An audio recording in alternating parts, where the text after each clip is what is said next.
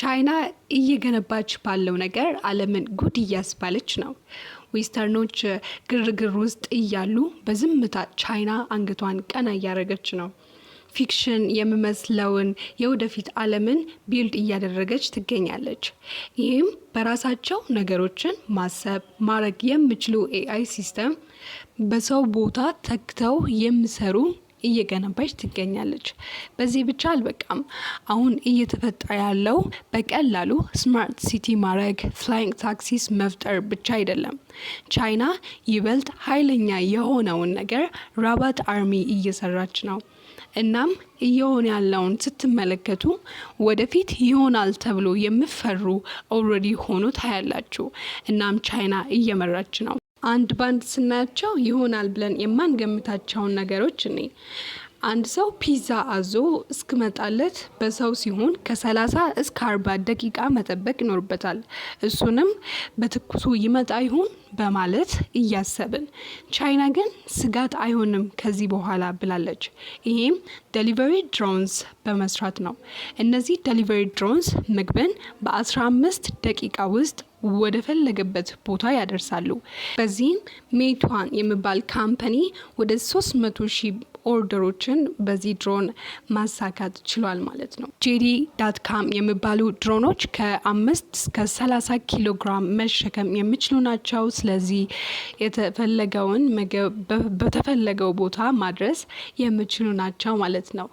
ሁለተኛ ላይ የምናየው ደግሞ በዚህ ዓለም ብቻ 15 ሚሊዮን የሚሆኑት መኪናዎች በቻይና ሮቦት ብሬን ያላቸው ናቸው። ይሄም ያለ ሰው ራሳቸውን መንዳት የሚችሉ መኪናዎች ናቸው ማለት ነው። ይሄ ማለት ስናይ ከ3 መኪና ውስጥ 2ቱ የሰው ልጅ መሪን ሳይዝ ራሳቸው በራሳቸው መንዳት የሚችሉ መኪናዎች ይሆናሉ ማለት ነው። ከነዛ ውስጥ GUE-01 የዓለም የመጀመሪያው AI ብሬን ያለው መኪና ነው። ይህ መኪና ሰልፍ ድራይቪንግ መኪና ብቻ አይደለም፣ እኛ የምንነግረውን መረዳት የሚችል መኪና ነው። ይሄ መኪና AI ፓርትነር ሲሞ የሚባል አለው። ይሄ እንደ ጓደኛ ልናወራው የምንችል ሲስተም ነው።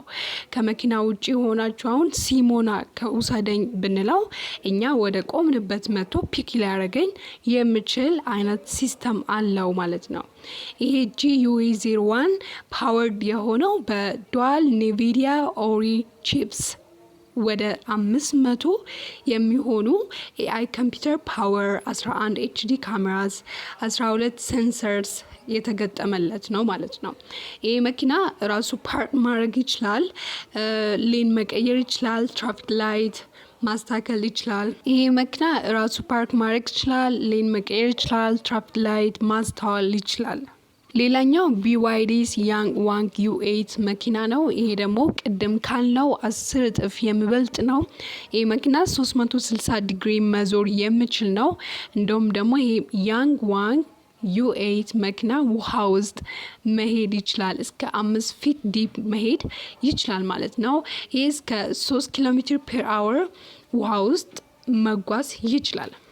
ሌላኛው BYD ዴንዛ Z9 GT የሚባል መኪና ነው። ይሄ ደግሞ ፓርኪንግ ሲስተም በጣም አስደናቂ ነው። ይህም ፊት ለፊት ያሉት 2 ጎማዎች ሳይቀየሩ ከኋላ ያሉት ጎማ በማስተካከል ጠባብ ቦታ ላይ ፓርክ ማድረግ እንዲችል ያደርገዋል ማለት ነው። ሌላኛው አሁንም የBYD Yangwang U9 ኤክስትሪም ሱፐር ካር ነው። ይሄ ደግሞ እስከ 100 ኪሎ ሜትር ፐር አወር በ2.36 ሰከንድ ውስጥ መጓዝ ይችላል። ይሄም በጣም ፈጣኑ መኪና ነው። በቻይና ውስጥ ብቻ ሳይሆን እንደ ዓለም በጣም ፈጣኑ መኪና ሆኗል። ሌላው በጣም የሚያስገርመው ፓርት ይሄ UG ኤክስትሪም በማመን በሚገርም ሁኔታ መደነስ ይችላል። ይሄ መኪና ዲሶስ ኤክስ የሚባል ሲስተምም አለው። ይሄ ወደ 75 ሚሊ ሜትር የሚሆን አየር ላይ እንዲዘል ይረዳዋል ማለት ነው።